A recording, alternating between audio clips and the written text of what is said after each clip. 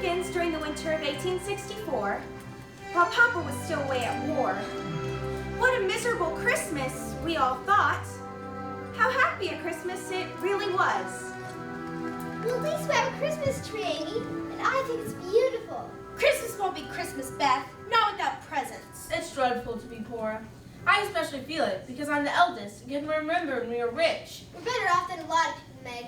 Orphans, for instance. We have Father and Marmee and each other. But we haven't got Father, Beth. And probably won't have him for a long time. Joe, the men in the army are having such a terrible winter. Marmee's right. We have to make sacrifices. Only I'm tired of making over the same dresses year after year. Well, I don't think any of you suffer as I do. You don't have to go to school with impertinent girls who label your father just because he's poor. Oh, Amy, if you mean libel, then say so. And stop talking about labels as if Papa was a pickle bottle. Well, you needn't be so satirical about it, Joe. It's good to use proper words and improve one's vocabulary. Vocabulary? Christopher Columbus! Joe, don't use slang words. Oh, how I just detest rude, unladylike young ladies. And I hate affected snips. Birds in a little less degree.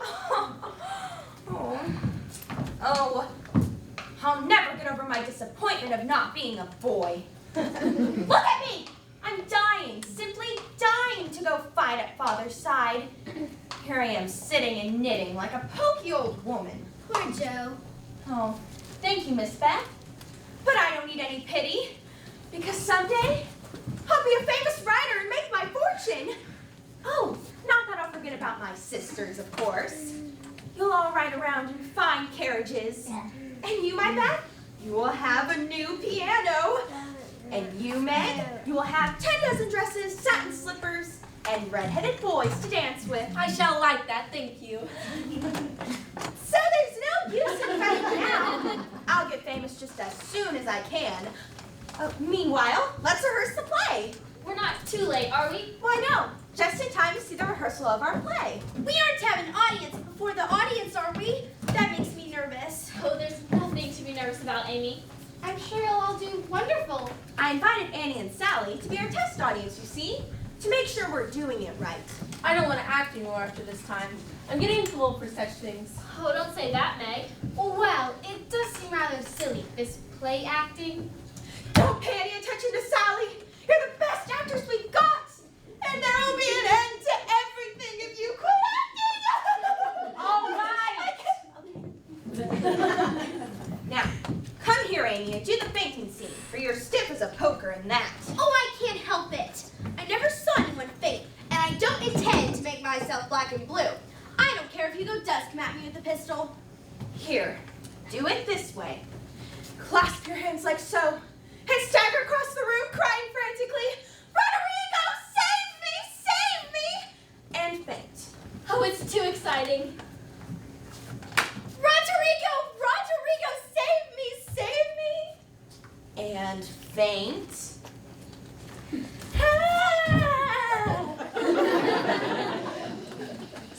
It's no use. Just do the best you can when the time comes. But if the audience laughs, don't blame me. Come on, Meg. Okay. What ho, minion, I need thee. Hither, hither from thy home, airy sprite, I bid thee come. Bring me here with elven speed, the fragrant philtre which I need. Hither I come from my airy home, afar in the silver moon. Take this spell and use it well, or its power will fade soon. Ha-ha! There's no such thing as witches. I think it's perfectly wonderful. Hagar, we are betrayed! Yes, you will. Bear the captives to their cells. And curtain! Bravo, bravo. I don't see how you can write and act splendid things, Joe. Yes, you're regular Shakespeare. Don't you agree, Sally? Oh, yes, indeed. Not quite. I don't think A Witch's Curse, an operatic tragedy, is rather a nice thing. But I'd like to try Macbeth. Is that the dagger I see before me? It's time for tea. Come, Meg, help you with the tray. Don't we have coffee anymore, Hannah? Coffee is scarce and dear. Seems to me you'd be... What is it, Hannah? Someone's looking in this room. What? Keep away from the window. But Hannah, who is it? It's that Lawrence boy. Where is he? Next door in the Lawrence house where he belongs. Only he does does not belong at their parlor window, staring into our parlor window. Well, what Lawrence boy? Mr. Lawrence's grandson, of course. Huh. I didn't know the old fusspot had a grandson. Well, he just came home. First he ran away from college. Oh, that's the bravest thing I've ever heard of. Well, I think it's perfectly horrid. And when they found him, there he was, wounded in an army hospital. He had lied about his age and enlisted. Oh, how perfectly splendid. I should like to do the same. Joe, what are you doing? If he can look out of his window at us, I can look out of ours at him. Josephine March, he's still there. Hello. No, you're disgracing us. Why, that dreadful boy, he's waving at me. We'd better leave before he waves at us. Thank you for the tea and the splendid play. You're Thank welcome. you. And he's still waving at me.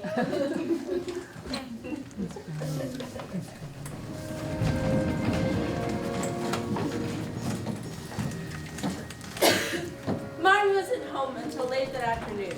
She'd been in the village, helping poor Miss Hummel. As soon as Beth had brought a chair to the fire, we received some news. News, Meg. What news, dear?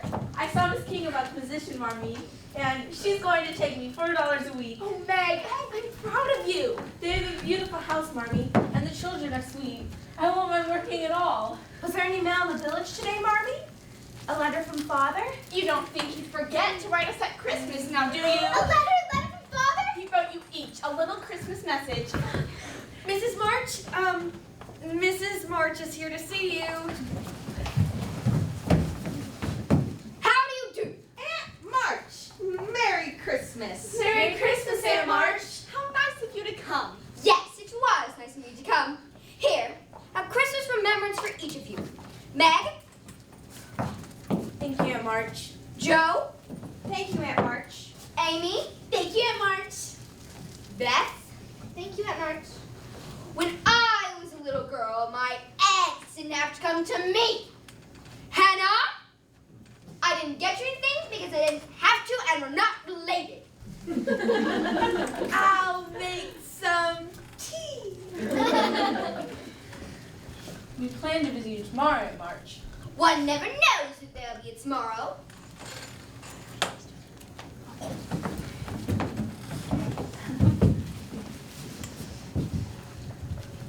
Have you heard from that foolish father of yours? Waltzing away to Wall, leaving others to care for his family. We're very proud of Father, Aunt March. And nobody's looking out for us. Joe. Tighty! If your father listened to me, young ladies, you'd be better off today. I begged him not to invest his money in that swindle. If I told him once, I told him. Forgive me, Aunt March, but that was years ago and has nothing to do with now. Besides, it was our money that got lost, not yours. Don't be impertinent, miss! It's a waste of time to talk. Nobody listens to me anyhow. Merry Christmas! Merry Christmas, Aunt March, I'll walk out to your sleigh with you. And catch your death of cold while you're at it. No tea then. Aunt March, you still want me to work for you, don't you? Fine time to ask me. I'd like to be your companion. A companion should be companionable, miss. I will be. I promise. I'm willing to bury the hatchet. Fine then. Come over after the holidays. All right, thank you, Auntie. Merry Christmas! And bring an apron! Merry Christmas!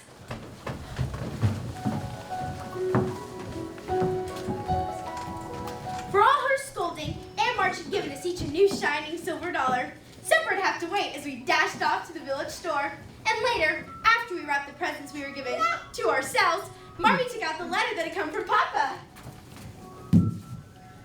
And give my girls my love and a kiss. Tell them I think of them by day, pray for them by night, and find my best comfort in their affection at all times. I know they will be loving daughters to you, so that these hard times need not be wasted.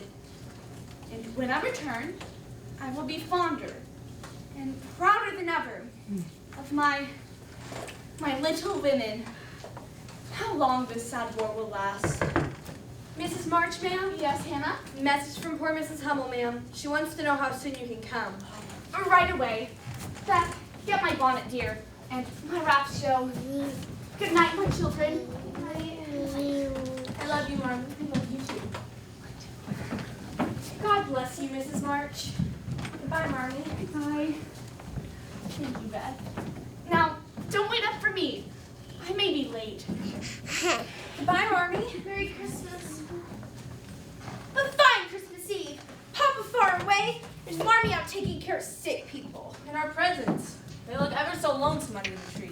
There's nothing for Marmy. Nothing. And she needs a new pair of slippers. Well, I'm the man of the family while Papa's away, so I'll supply the slippers. But how, Joe? Our money's all spent. Well, I bought a book. I'll just take it back. But I thought the slippers first, Joe. So you did that? Well then, I'll buy her army shoes, the very best to be had. And I'll get her a nice pair of gloves. Pink ones. A little bottle of cologne for me. Both Marmy and I just love cologne. But won't all the stores be closed? Who cares? Come on, me hearties, we'll storm the Citadel. Come on.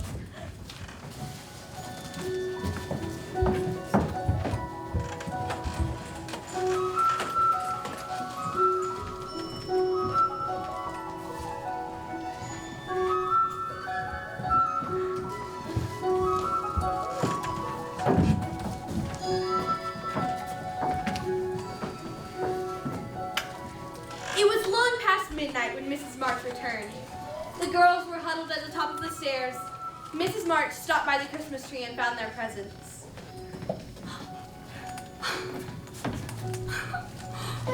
Why is she crying? Doesn't she like our presents? Come on now, back to bed before she sees us. Why is she crying, Meg? Because she loves us, little Beth. And love and tears live very close together. Come on now.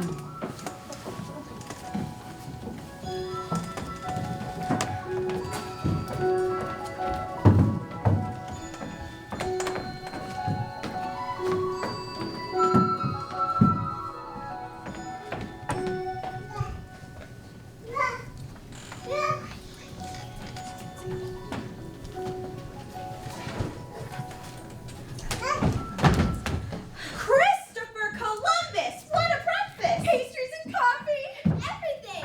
Merry Christmas, girls. Merry Christmas, Hannah! Hannah, what a breakfast.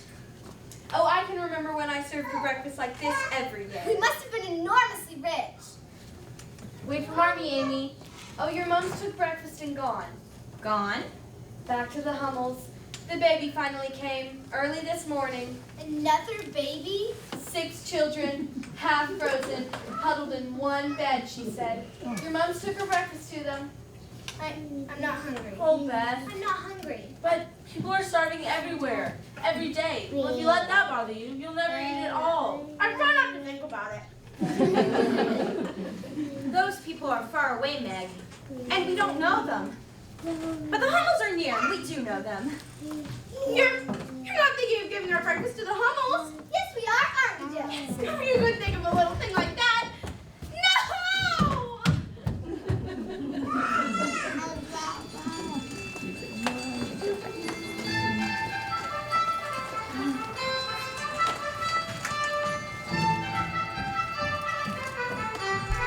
Poor hungry Amy. A few moments later, as we passed by the Lawrence mansion, loaded with food for the Hummels, there he was, Mr. Lawrence's grandson, and another young man. Oh, that's Mr. Lawrence's grandson, Lori! Lori! Oh, and he's with his friend John Brooke. Lori ran away to join the army, and I'd have done the same in his place. Josephine, come on. Oh, fiddlesticks. What would they think? Stopping to stare when we haven't met them properly. Well, you weren't very friendly. You didn't even say, how do you do? Well, I don't like the way that man stared at me. What man?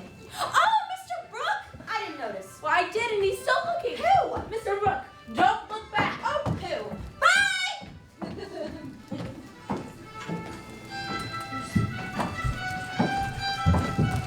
That was a big morning in our lives, surrendering our breakfast to the Hummel children and meeting young Mr. Lawrence and Mr. Brooke. The next afternoon, Joe's out shoveling the snow when... Oh, my dear Meg, you won't believe what just Oh, happened. you're question breathless. I was out shoveling snow. I met Mr. Lawrence's grandson, Lori, who has the quinsy, And not knowing anyone, he invited me to keep him company. So you didn't. I did. And you should see his home. What richness, what splendor! Christopher Columbus!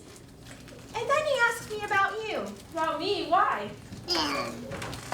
He was inquiring on behalf of Mr. Brooke, who seems to be quite taken with you. Mr. Brooke? Yes. And then Mr. Lawrence, Lori's grandfather, arrived. Oh, he's such a nice man. Nice. His face frightens half of Concord. Well, he doesn't mean to frighten. And he barks all the time. He does bark, but not all the time. Oh, I do like him in spite of everything. And guess what? What? Saturday night, they're having a cotillion of sorts at their home. And we have been invited. A cotillion? Yes, Saturday night. Well, Christopher Columbus.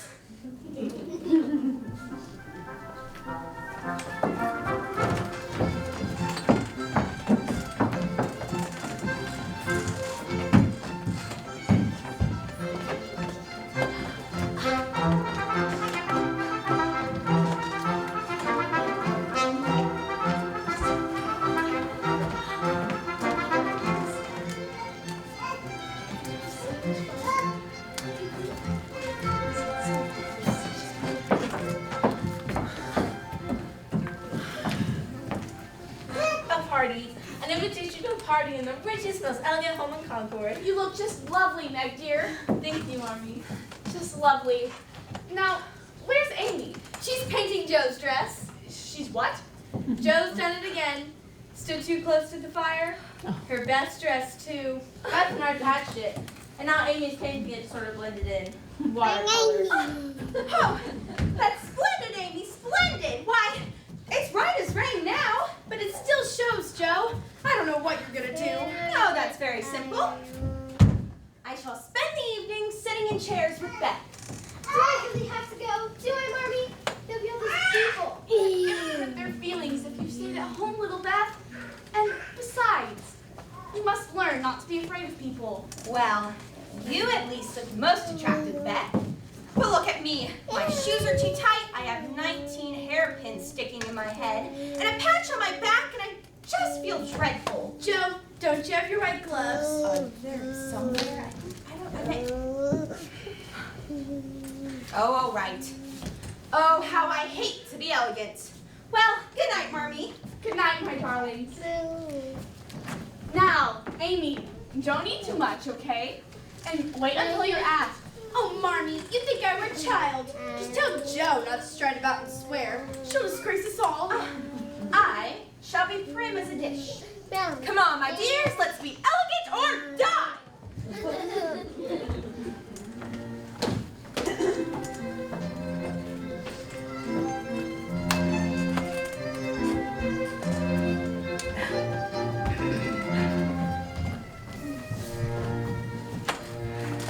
I'm glad we found this spot, Amy. Nobody can see us.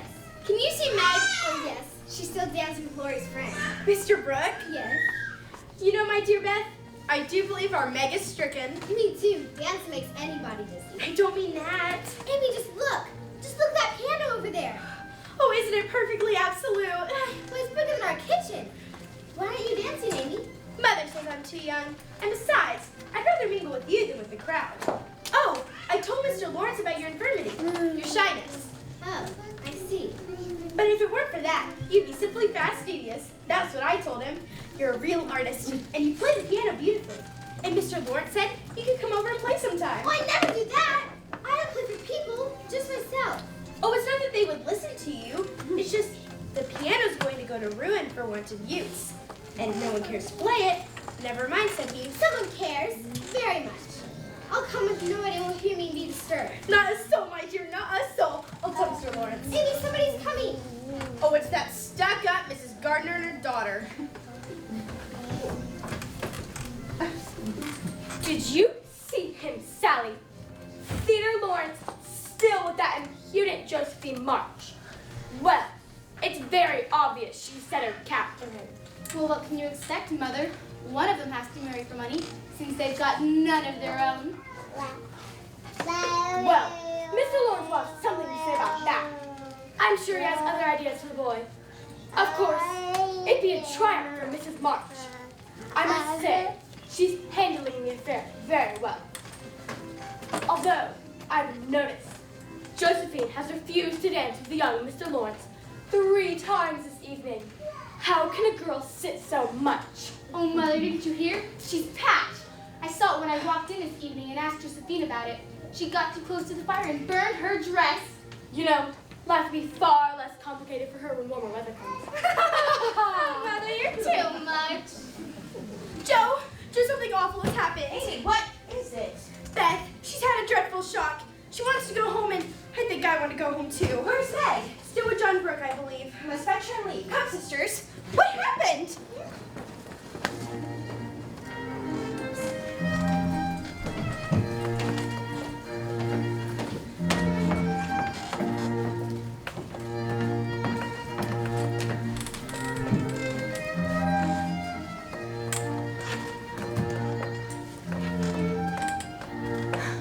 Did you see? He stepped on her foot 3 times.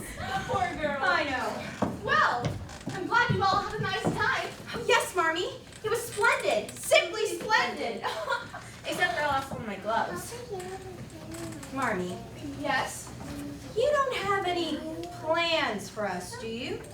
Plans. You know, like wanting us to marry rich men or something? Yes, Joe. I have a great many plans. I want you all to be beautiful, accomplished, and good. Of course, I'd like to see you marry rich men, if you love them. But I'd much rather see you be happy wives of poor men, or even respectable old maids, than queens on thrones without peace or self-respect. Oh, I'm never going to marry. Never. Aren't you, my Joe?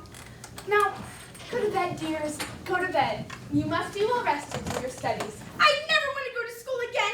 Please tell me I don't have to. Well, tell us what happened, dear. Well, Meg, you remember when I asked you for money? Oh yes, to buy limes. Limes? Apparently limes are all the fashion now at school. Really? It's nothing but limes now. For everyone is sucking them at their desks and trading them for pencils and things at recess.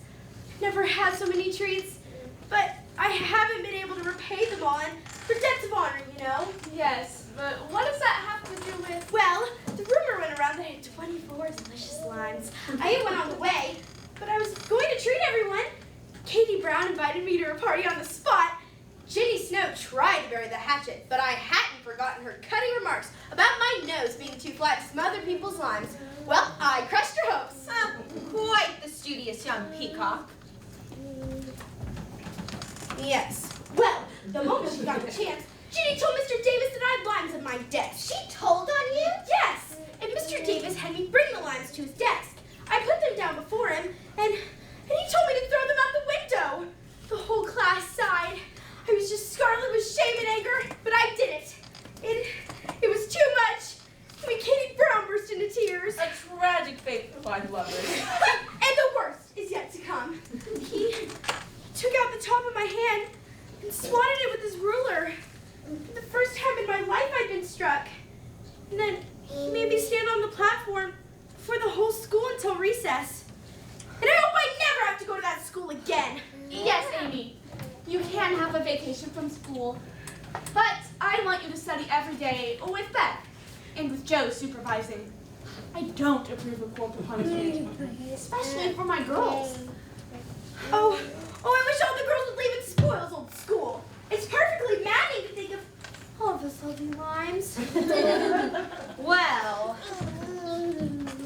I'm not sorry you lost them, for you broke the rules and deserve some form of punishment for your disobedience. Do you mean to tell me you're glad I was disgraced before the whole school? I wouldn't have chosen that way of mending a fault, although I'm not sure it would do you more good than the milder method. You're getting to be rather conceited, my dear, and it's high time you set about correcting it.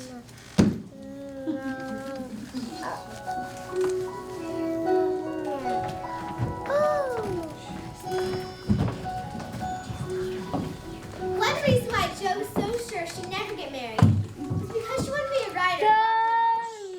Joe never stopped writing. And as the days passed, she had very little spare time, even for Lori. Has anyone seen my manuscript? No. No?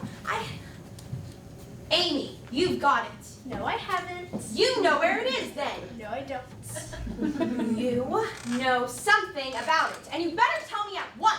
Scold as much as you like. You'll never see your silly old book again because I burnt it up. What?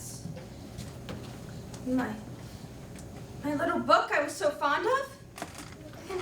And worked over, meant to finish before Father got home. Have you really burnt it? Yes, I did. I told you I'd make you pay for being so cross yesterday, and I have. So, You wicked girl, I can never write again! don't!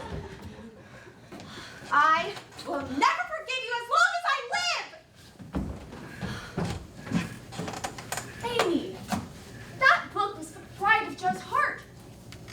We all loved it. Did you really burn it? It was only half a dozen fairy tales. Just the other day, she told me she had copied them over and destroyed the originals. How can you ever feel it can be made up to her? Everybody's so hateful! I'll ask Glory to go skating. He's always so kind. Please forgive me, Joe. I'm very, very sorry. You don't deserve to be forgiven. Joe, do not let the sun go down upon your anger. Forgive each other and begin again tomorrow. No, I'll never forgive you! There! She hasn't forgiven me, and she's gone skating. She promised I would go next time, and this is the last ice we'll have. Amy, you're very naughty for destroying her precious little book, but I'm sure she'll forgive you if you try at the right minute. Go after them, and don't say anything until Joe's gotten good natured with Glory. Then take a quiet minute to do some kind thing, and I'm sure she'll be friends again with all her heart. I'll try. Thanks, Meg. Joe! Joe!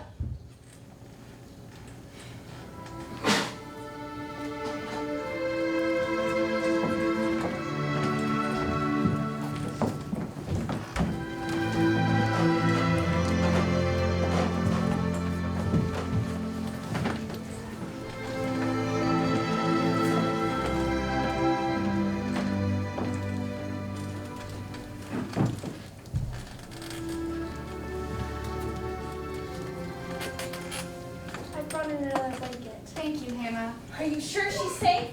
Quite safe, dear. She's not hurt, and she won't even take cold. Oh, Marmee, if she should die, it would be my fault. I heard her racing after us. I knew she was heading for the thin ice. I deliberately kept going. You cherished your anger until it grew strong and took hold of you, as all angry thoughts and feelings will, unless you cast them out at once. Oh, it's my dreadful temper. What will I do? Watch and pray, dear, and never think it impossible to conquer your fault. You don't know. You can't guess how awful it is. Oh, Marmee, I get so savage. You think your temper is the worst in the world, but mine used to be just like it. Yours? Why, you're never angry. I'm angry nearly every day of my life, Joe. I've just learned not to show it. Are you angry when you fold your lips tight together and leave the room sometimes? Yes. I've learned to check the hasty words that rise to my lips, and when I feel the need to break out against my will, I just go away for a minute. But how did you learn to keep still in the first place? For that's what troubles me. The sharp words fly out before I know what I'm about. My good mother used to help me. As you do us. She passed away when I was about your age. And then your father came, and he helped me practice all the virtues that I would have my girls possess. For I was their example. Oh, Marmee, if I'm ever half as good as you, I'll be satisfied. I hope you'll be a great deal more. I'll try, Marmee. I truly will. But you must help me. You must remind me. I will, dear. Let the anger get the better of me today. I wouldn't forgive her, and today it might have been too late. Oh, how could I be so wicked? Joe?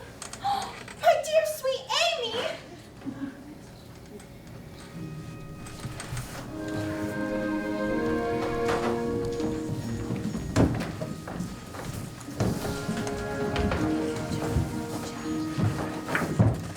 The next day, Joe took her story hand in hand to the publishers. But what she didn't know was that Lori was in town too, and he waited for her in front of the publishing office. And look at March the sum of $1. For what? Keep reading. In full payment for her story entitled The Phantom Hand. Well, $1? well, maybe it isn't much, but someday I'll make as much as $10. The Phantom Hand sounds much too scary for this old woman.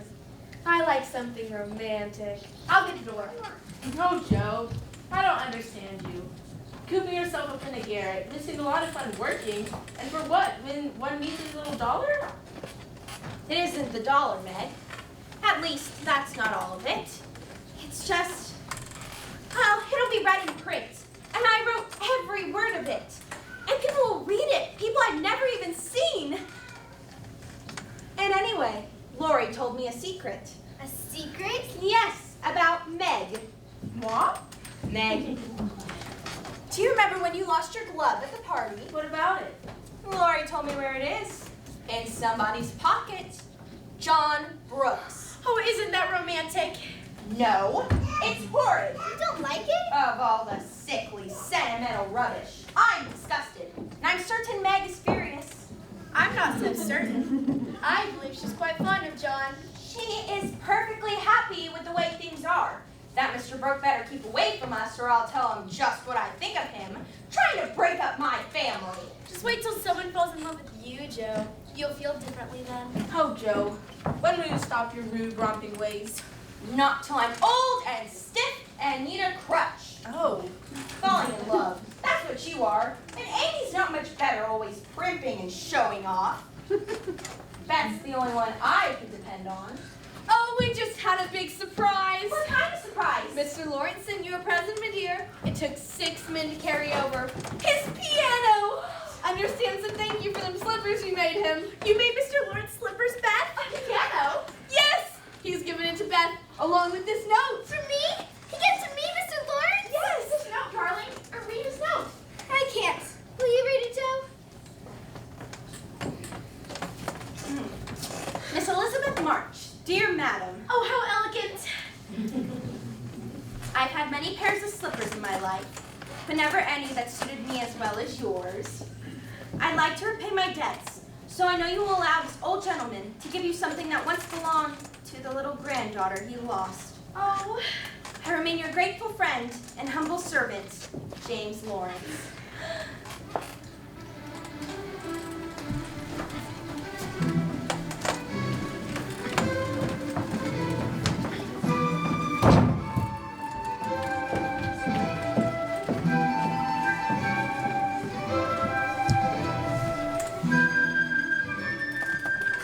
So many things happened in those fast-fleeting days. All Meg could think about was John Brooke. And then, like a bolt of lightning, a telegram from the War Department. So your father's in the hospital, eh? Wounded? Margaret's packing now at March. And she's asking for your help. $25 for the fare. I begged him not to go, but nobody listens to me. Not until they get into trouble. Aunt March! Aunt March. What is the use of all that now? The train leaves in 2 hours. Always interrupt me, but you'll listen this time. No, I won't. I only came here because Marmee said she isn't too proud to beg for father. Well, I am. I'm too proud to beg for anyone. I'd rather sweep the streets than ask you for anything ever again. Stubborn, obstinate, rude Josephine! Come back here! Come back here!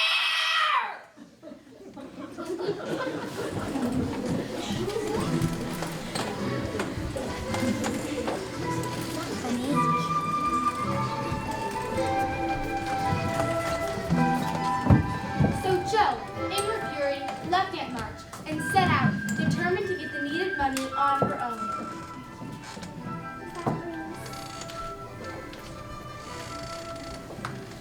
Oh, dear, I have to hurry. My train's coming soon. So, you had another argument with Aunt March? Yes, Marmee. Well, that's funny. She didn't mention it when she was here just now. Aunt March was here? Why, yes, dear.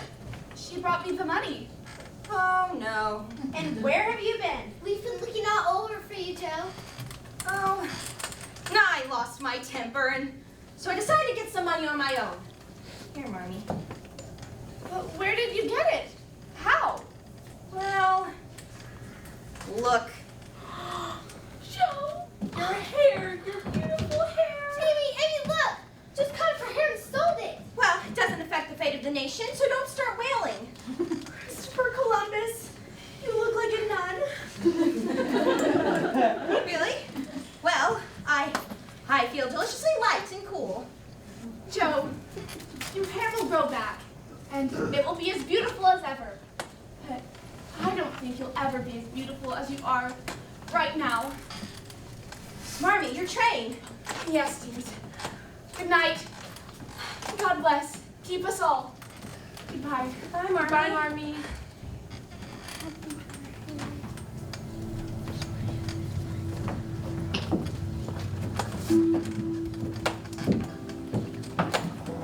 Never was our house as empty as now. Father, wounded in an army hospital. How bad we didn't know. And now Marmy had left us too. Then came the worst disaster of all, when Beth returned from taking care of the Hummel's baby.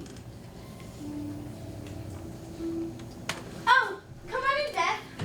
Lunch is all ready. How are the Hummels, dear? Did you help them like Marmy said? Don't come near me. Beth, what is it? The baby, the Hummel's baby. The baby's no longer with us, Joe. The baby's gone. Oh, no. I tried to warm her feet, but she was so cold and lay so still that I knew. And the doctor came and he said it was scarlet fever. Oh, Beth. Look at her. Look at her face. No, keep away from me. I feel funny. Beth! I'll put her to bed. Joe, run for Dr. Barnes. Hurry!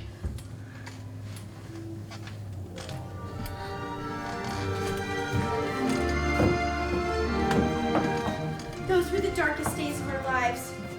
Our prayers were answered and our sweet little Beth was spared. Marmy was home by now. A glorious day when Papa came back to us too. Thin and worn and weak, but home again. And Meg's interest in John Brooke only grew. Well, looks like the March family's all together once again. I call that splendid. I do, really. If only you didn't. I didn't what? Meg, are you expecting that man to call? Man, well, if you need John Brooke, Joe. Well, I hope you don't think you're in love with him, because I can tell you you're not. I'm not? Nope. You see, Meg, I'm a writer.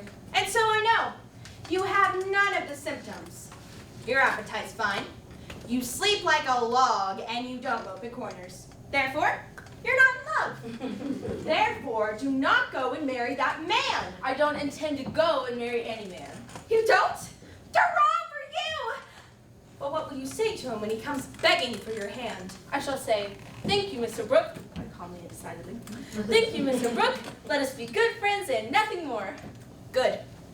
Hand him the mitten, Meg. And then maybe things around here will be back to Oh, the way- no. Oh, no, what? Joe, look the veranda. You're in luck! You can tell him off right now! Oh, if only I could see his face when you do! Poor John. I tried to send him away. I really did. But we weren't talking for 5 minutes before Aunt March descended on us and ordered me out to the hall. What was he doing? Proposing to you, wasn't he? Oh, please, Aunt March, he'll hear you. Well, let me tell you, miss, except that Crook, or Brooke, and not one penny of my money goes to you. I shall marry whom I please, Aunt March, and I don't care anything about your money. It is your duty, Miss Independence, to marry a rich man and help your family. You can be sure that fortune chaser knows you're a rich aunt, and that's why he wants to marry you. How dare you say such a thing? Why, my John would no more marry for money than I would. Do as you please, but the day you marry him, consider yourself disinherited. Now you made me forget why I came here in the first place. Oh, John, I didn't realize how much I loved him until she said all those dreadful things. Marmy, do something! Joe! Look, Joe, what is it? Look, Meg is acting dreadfully. Meg says she's in love. John and I are married 3 months later. There was a reception afterwards at the Lawrence home. And I saw Joe steal away from the crowd and Lori go after her. I was so sure the wedding wasn't far away. But no. The months passed and Lori and Joe scarcely saw each other. Then Through Aunt March, a position was heard of in New York. A good family in need of a governess. Oh, I've always wanted to go to New York, Marmee. They have the finest libraries and theaters there. And in my spare time, I could write. Let me talk it over with your father, my darling. I've already asked him. He said it's up to you. Oh. Well, I think it would be good for you, Jo. Oh, it would be. And I wouldn't stay forever, a year maybe. And then when I come back, everything will be just the way it used to be. I have no little ones anymore, Jo. You have Beth, Marmee, and Amy. Yes, Jo. Of course.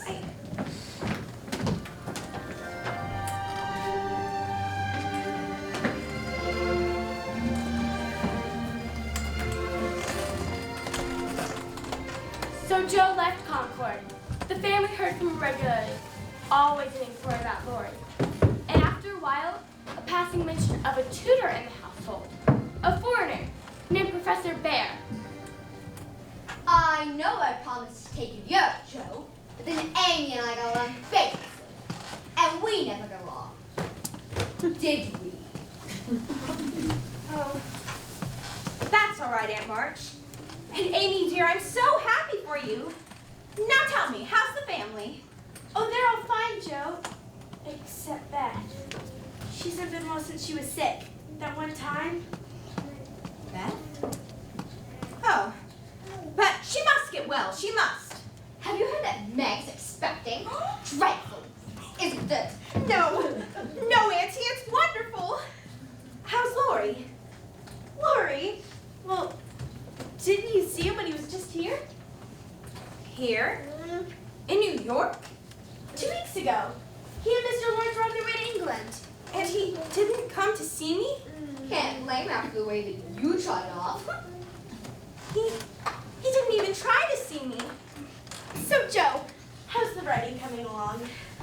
Oh, that. Well, I'd let someone read it. Someone who I trust, a Professor Bear. What did he say? To be honest, he was a little disappointed. Disappointed? He asked me why I write such artificial characters, such contrived plots, villains, fainting women. To be honest, I always knew my stories weren't very good, but they help at home to pay the bills. But he does think I have talent. Does he? Yes. He told me not to write a line I haven't felt for myself in my own heart. To say to myself, while I'm young, I will write the simple, beautiful things I know and understand. And he has a rich friend, a publisher. And Professor Bear told me that when I'm ready for it, he'll make sure that his publisher friend gets to read what I write. So I'm going home. Home? Back to Concord. It's where I belong. And what if this Professor Bear? Will you be seeing him again? I doubt it, Aunt March. I doubt it.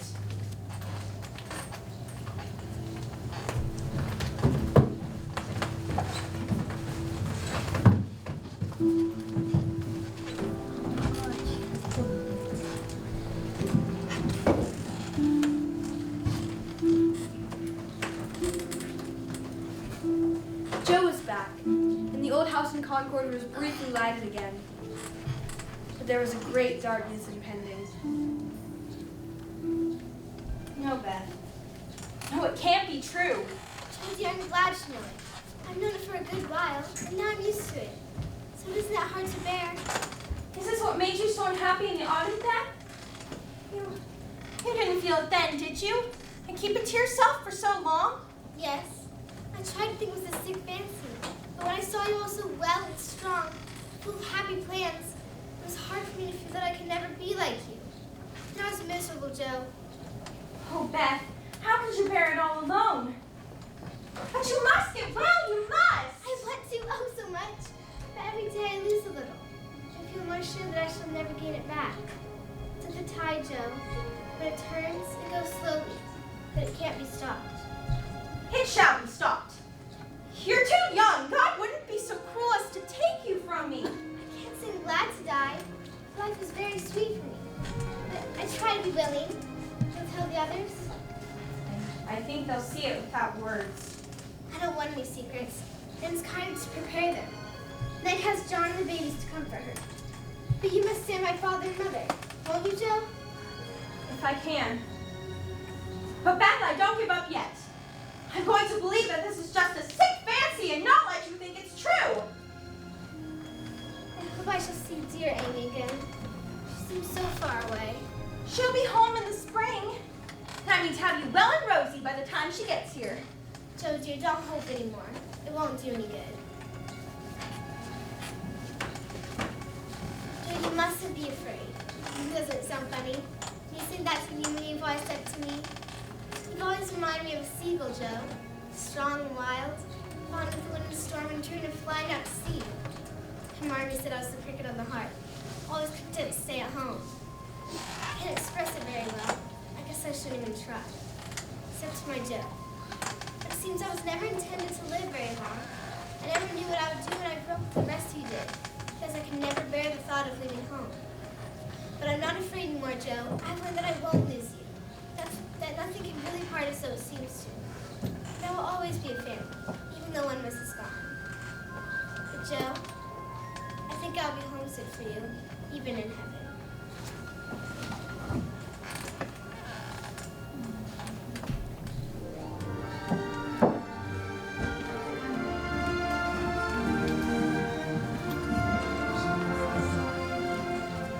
In April, Meg's baby was born and named Elizabeth in the loving memory of Beth. After Beth was lost, nobody saw very much of Joe. She shut herself up in her garret. But one day, Amy returned home from Europe with Aunt March. Everybody, I'm home! Meg! Joe! Look at Marmy! House! You left it in shambles. And it's still in shambles. Hannah!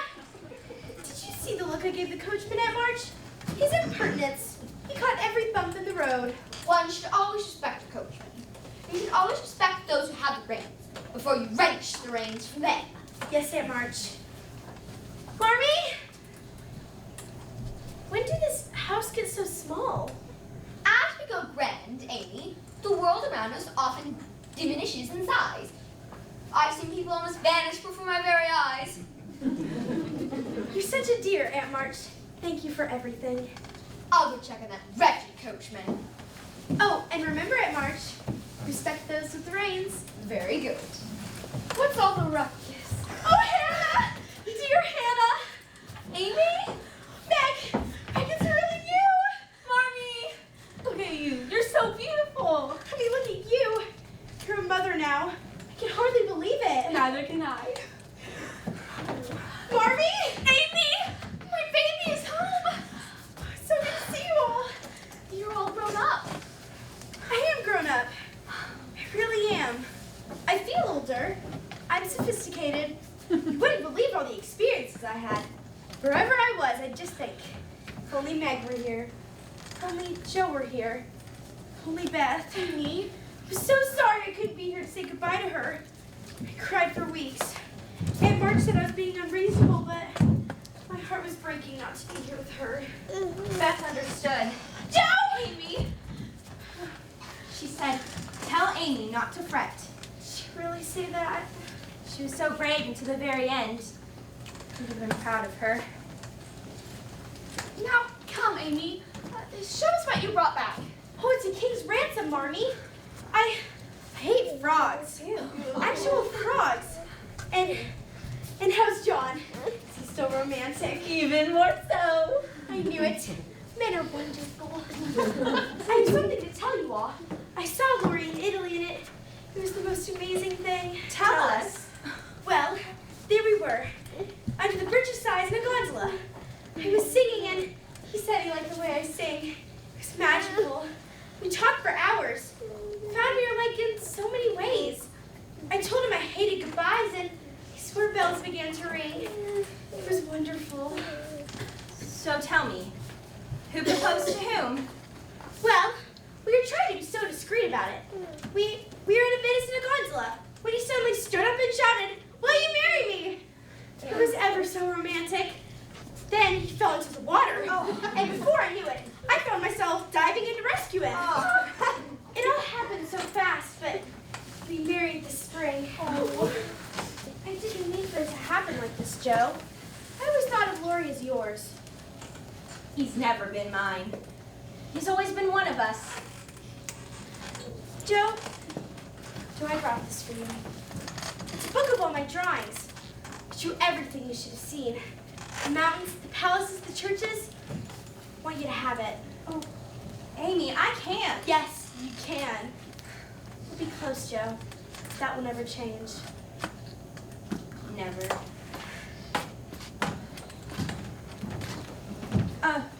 Amy? Thank you. Your drawings are beautiful.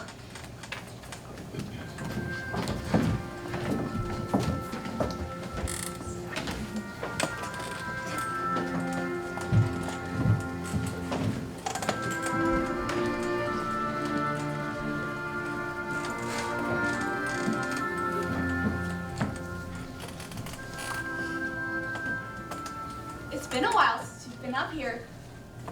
I know. This room needs an airing and a dusting. I'll get to it.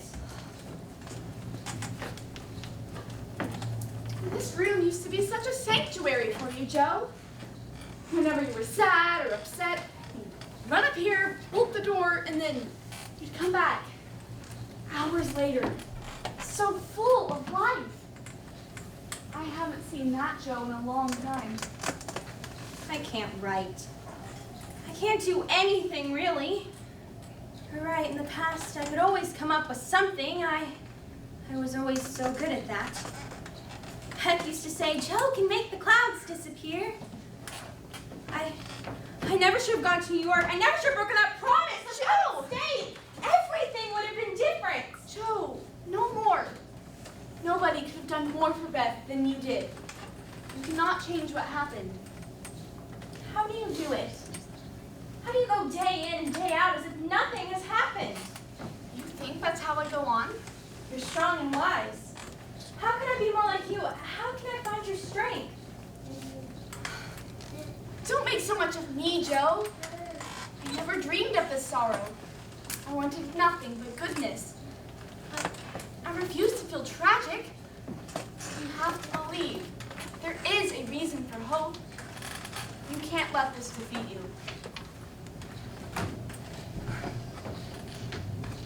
Why don't you write, Joe? That always made you happy. I have no heart for it. And if I had, nobody cares for the things I write. We do. Write something for us, dear. And never mind the rest of the world. I'm sure it would do you good. And it would please us very much. I don't believe I can.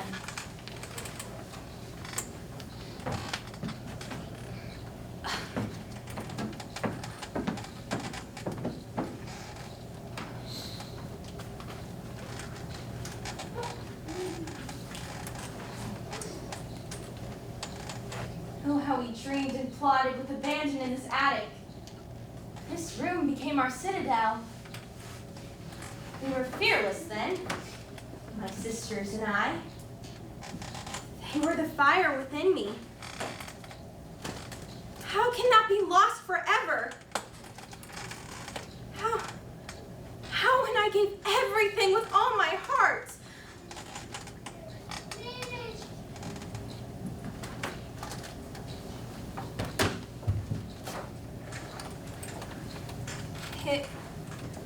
It was several days before Christmas.